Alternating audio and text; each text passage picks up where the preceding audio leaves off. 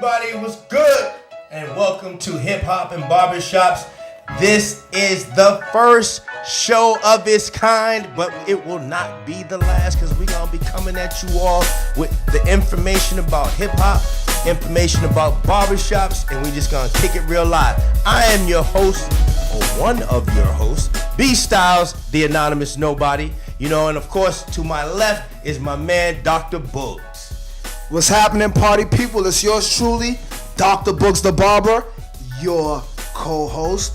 And I'm just so excited to be here with y'all.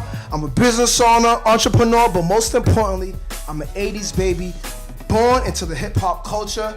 And we want to help y'all get familiar and indulge into the way hip hop has helped our barber industry over the past few years.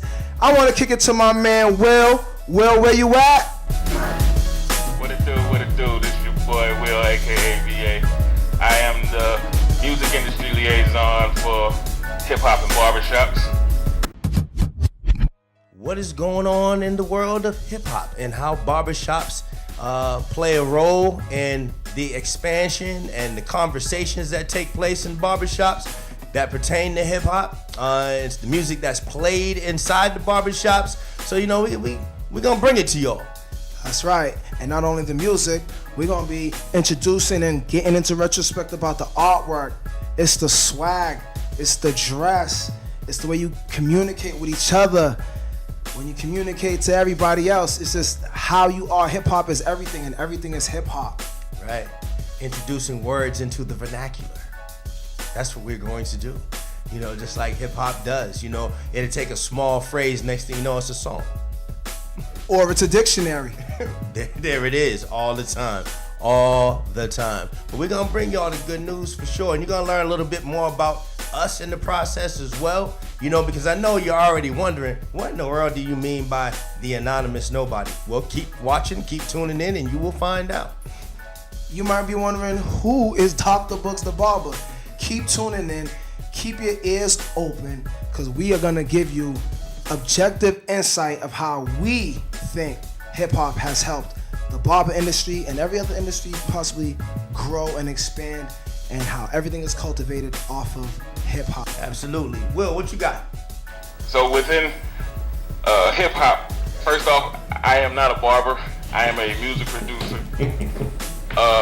But one thing about music and hip-hop, I know the history of it. Hip-hop started before there was a BET, before it was allowed to be on radios and on TVs. The spread of hip-hop came from the word of mouth and discussions in the barbershop. Absolutely. Hip-hop, the barbershop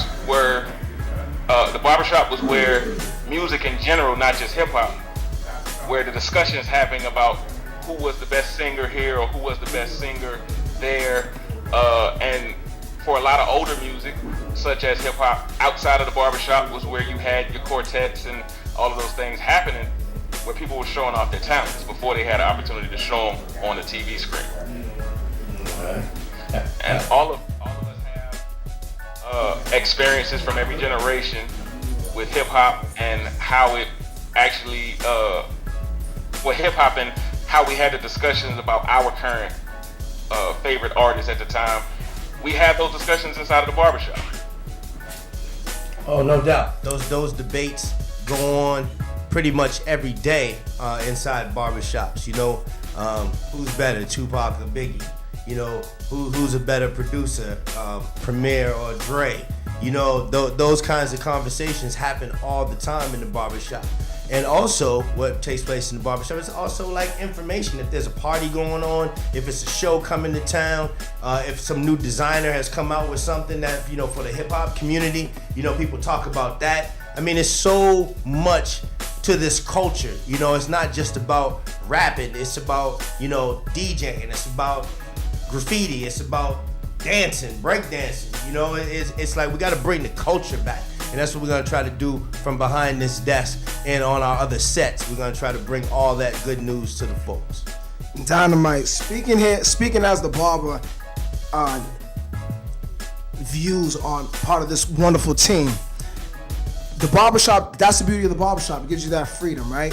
So same thing with the culture, with the opinions, how everybody's just so opinionated. You can't really share your opinions about that last Wu-Tang album at work, right? That's not gonna happen. You can't speak with the type of tone, with the type of energy, with the type of passion about something that you're just opinionated on at your typical 9-to-5 job, whether you work, whatever industry you work in, whatever area you work in, whether you're at the bank, you're in HR, but you just can't release that type of passion.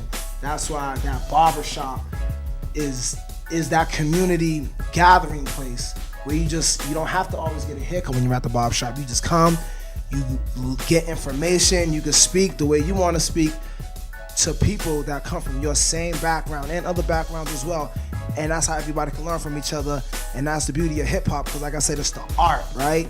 You come in, you see how people dress, you see how people cut. You know what I'm saying? The barbers are artists themselves, but just on another level.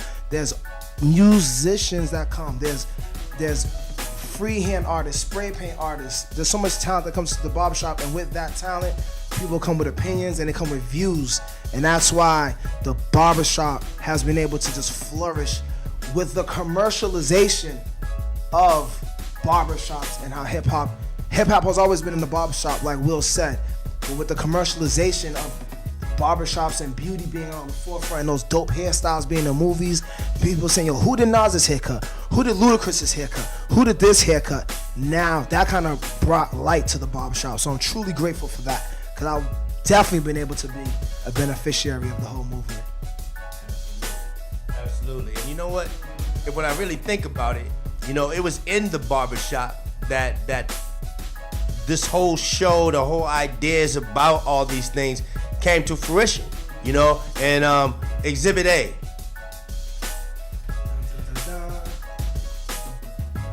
Bam! You see this picture here? This is where it all began. You know, where it all began right here. You know, it started with BARBERTIME, the magazine, you know, and as you can see, you know, this is yours truly right here. That's not Mos Def.